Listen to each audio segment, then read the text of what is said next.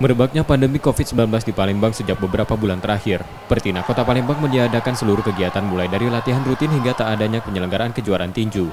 Para petinju yang berada dalam naungan Pemkot Pertina Palembang terpaksa harus menggelar latihan rutin mandiri di rumah masing-masing.